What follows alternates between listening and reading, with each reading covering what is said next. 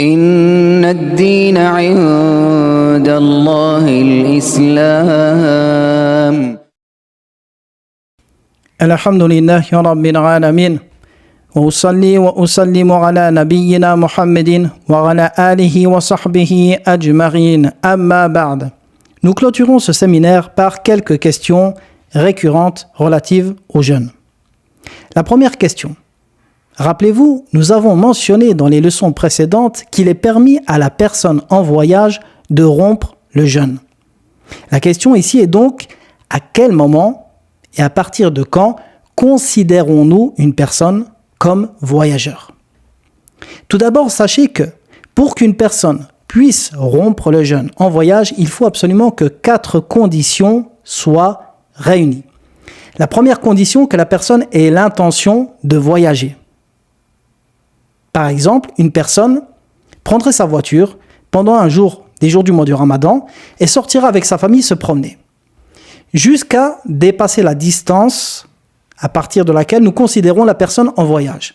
Et à ce moment-là, cette personne se dirait « Ah bah tiens, je vais rompre le jeûne car je suis voyageur ». Eh bien non, ici il ne peut pas. Pourquoi? Car l'intention à la base du départ doit être présente. Il doit avoir l'intention de voyager. Deuxième condition, pour qu'il puisse rompre le jeûne, il faut que cette personne dépasse les habitations de sa ville ou de son village, quand bien même celle-ci s'étendrait sur des kilomètres. Par exemple, un habitant de la ville de Médine devra dépasser toutes les habitations de celle-ci, même s'il devrait rouler 20 km pour pouvoir commencer à rompre le jeûne. Troisième condition, il faut que le voyage que cette personne entreprend soit licite. Un exemple, une personne qui voudrait voyager pour acheter une chose illicite ou voler ou encore commettre un acte illicite avec une femme, eh bien il ne lui est pas permis de rompre le jeûne. Pourquoi? Car rompre le jeûne pendant le voyage est une permission d'Allah et ces permissions ne peuvent être accordées par la désobéissance. Dernière condition pour pouvoir rompre le jeûne en voyage, il faut que la personne ne ruse pas par ce voyage. Une personne qui ruserait, par exemple, un homme qui aurait envie de jouir de sa femme pendant un jour du mois de Ramadan. À ce moment-là, il dira à son épouse, monte dans la voiture, nous allons rouler pendant 90 km et après, on rompra le jeûne et on fera ce qu'on a à faire. Eh bien, cette personne, il ne lui est pas permis de rompre le jeûne. Pourquoi? Car il faut que ce soit un voyage, un vrai voyage et pas une ruse. Et cet exemple a été mentionné par notre cher Sulayman Ar-Ruhayli, hafidhahullah. Très bien. Maintenant, on a cité les conditions. Parlons ici de la distance. À quel moment et à partir de quelle distance nous considérons la personne comme voyageur? Eh bien, l'avis de la majorité des savants est que cette distance est de 80 km environ. Pourquoi? Par rapport à la parole du prophète, alayhi salatu wassalam, où il dit, dans le sens du hadith, il n'est pas permis à une femme de voyager sans mahram d'une durée de 1 jour et d'une nuit. Et cette durée, en équivalence avec les kilomètres et le voyage de l'époque, correspond à 80 km environ. Ceci est une base en termes de kilomètres. Mais attention, il se peut qu'un voyage d'une distance bien plus courte soit considéré comme tel, c'est-à-dire comme un voyage. Pourquoi? Pour la dangerosité d'une route, par exemple, ou son inaccessibilité. Par exemple, une personne qui vivrait dans une montagne très reculée avec des routes sinueuses et impraticables. Eh bien, cette personne, elle peut faire 20 km jusqu'au village d'après et être considérée comme voyageur dans le village d'après. Et ici, on revient à quoi? On revient aux coutumes et aux mœurs qui sont en vigueur dans ce pays ou dans cette région. Par exemple, si dans cette contrée, il est connu que la personne qui vient de tel village est un voyageur, pourquoi? À cause de la difficulté de ce voyage, quand bien même ce serait moins de 80 km, eh bien nous prenons cela en compte. Maintenant, pour des routes praticables et pour la base, nous disons environ 80 km, et ceci est l'avis de notre cher Sulayman Ruhayli hafidhahullah et d'autres savants. Très bien, donc une personne qui entreprendrait un voyage avec l'intention d'une distance de plus de 80 km, une fois qu'il aurait dépassé les habitations, que son voyage est licite, à partir de ce moment-là, il peut rompre le jeûne. Quand bien même il aurait mis l'intention de jeûner ce jour-là, selon l'avis le plus juste des savants. Voici la première question. Deuxième question. Quel est le jugement du kuhl pendant le jeûne. Al-Kuhl, c'est une sorte de mascara qui a des vertus thérapeutiques et médicinales qu'on met sur les cils. Est-ce qu'il est permis ou non d'utiliser le Kuhl? Al-Kuhl, comme l'a dit Ibn Taymiyyah, n'annule pas le jeûne. Même si certains jurisconsultes voient cela, l'avis le plus juste est qu'il n'annule pas le jeûne. Il existe un hadith où le prophète alayhi salatu wassalam aurait utilisé le Kuhl pendant le jeûne du mois de Ramadan, mais celui-ci, sa chaîne de transmission n'est pas authentique chez beaucoup de savants du hadith. Troisième question. Quel est le jugement de l'encens et du parfum pendant le jeûne du mois de Ramadan? Ibn Taymiyyah voit que ni le bukhur, l'encens, ni le parfum annulent le jeûne. Même si Cheikh Al-Uthaymin nuance un peu les propos en disant que l'encens, si la personne respire la fumée comme elle respirait la fumée d'une cigarette, eh bien son jeûne serait caduc. Quatrième question. Est-il permis de goûter de la nourriture pour la personne qui cuisine pendant le jour du mois de Ramadan? Eh bien, il est permis de goûter à la nourriture à condition de recracher celle-ci et de ne rien avaler. Et ceci est le madhab hanbali, le madhab de l'imam Ahmed, et c'est l'avis de Ibn Baz et d'autres savants, rahimahumullah. Cinquième question. Les glaires que nous avons dans la gorge ou qui descendent du nez pendant le jeûne. Est-ce que ceux-ci annulent le jeûne? Ici, il y a deux cas. Le premier cas, les glaires qui vont venir jusqu'à votre bouche. Par exemple, une personne va râler, elle va racler sa gorge et faire parvenir ses glaires jusqu'à sa bouche, jusqu'à l'intérieur de sa bouche. Eh bien, ici, si cette personne ravale ce glaire, son jeûne est caduc. Et ceci est l'avis de l'école hanbalite et c'est l'avis de l'imam Ibn Baz et Cheikh Fawzan. Deuxième cas maintenant, les glaires qui se trouvent dans la gorge ou qui descendent du haut de celle-ci directement dans le ventre. Eh bien, ceci n'annule pas le jeûne et c'est l'avis de l'école hanbalite, même s'il voit que la personne doit faire en sorte de recracher ceci et de ne pas les avaler. Sixième question, est-il permis d'utiliser le siwak?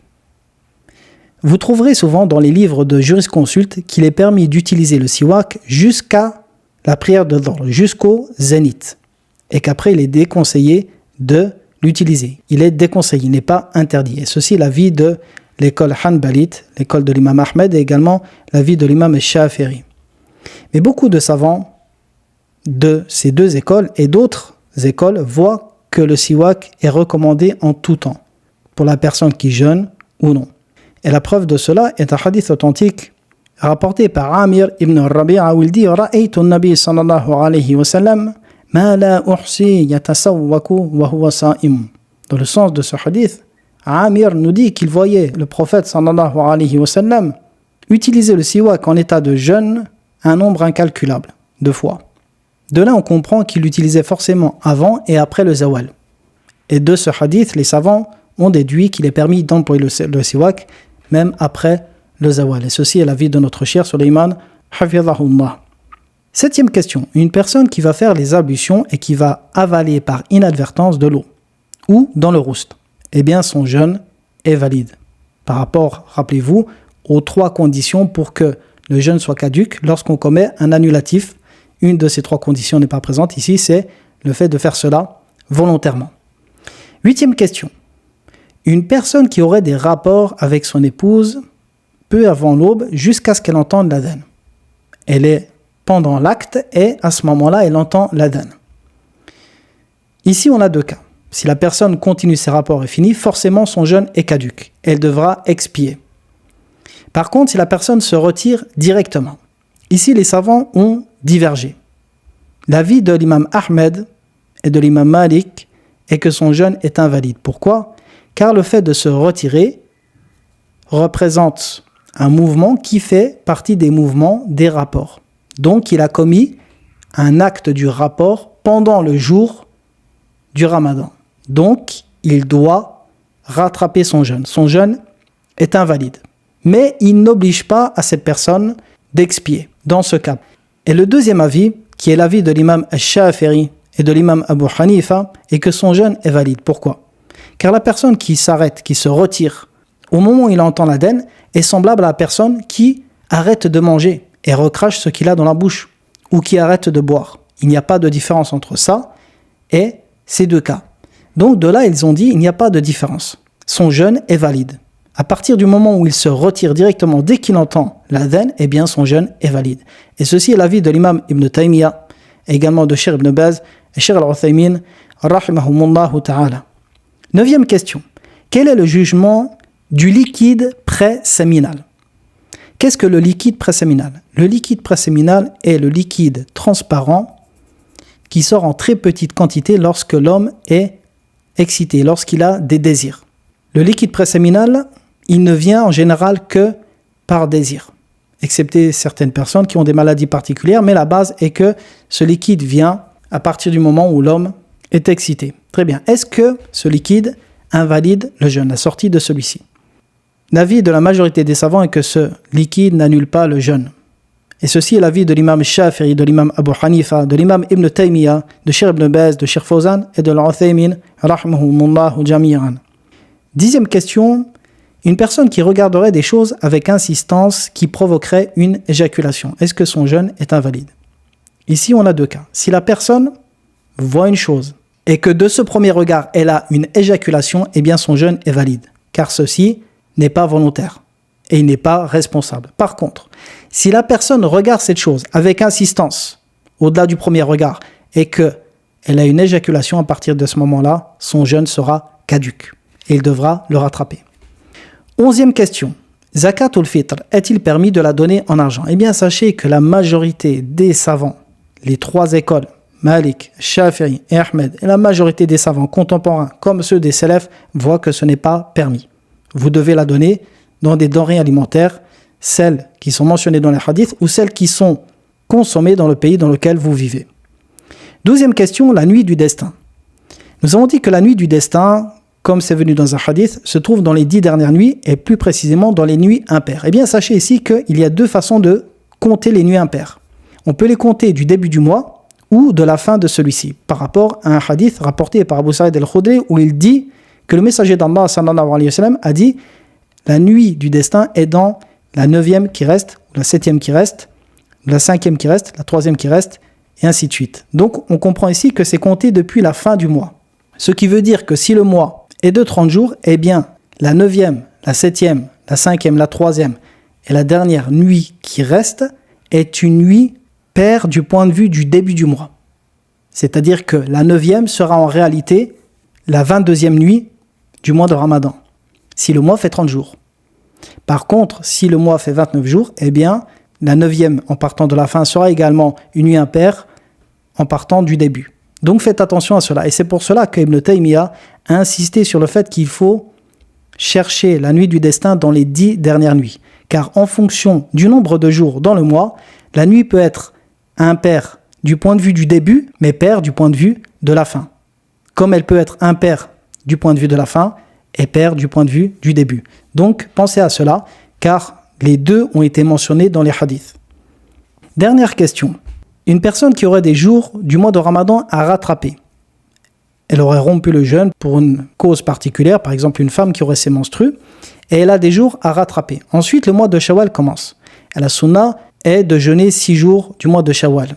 Comme c'est venu dans un hadith où le prophète alayhi salatu wassalam, a dit quiconque jeûne le mois de Ramadan et fait suivre ce jeûne de 6 jours du mois de Shawwal, c'est comme s'il avait jeûné toute l'année.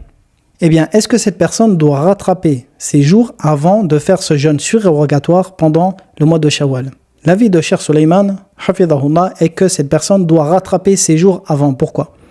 Car dans le hadith, le prophète alayhi salatu wassalam a dit « Man sama Ramadan », celui qui a jeûné en Ramadan, c'est-à-dire qu'il a complété les jours du mois de Ramadan, thumma atba'ahu bi sittin min Shawwal, et ensuite il les fera suivre de 6 jours du mois de Shawwal. Donc la personne doit d'abord compléter les jours du mois de Ramadan et seulement ensuite jeûner 6 jours du mois de Shawwal.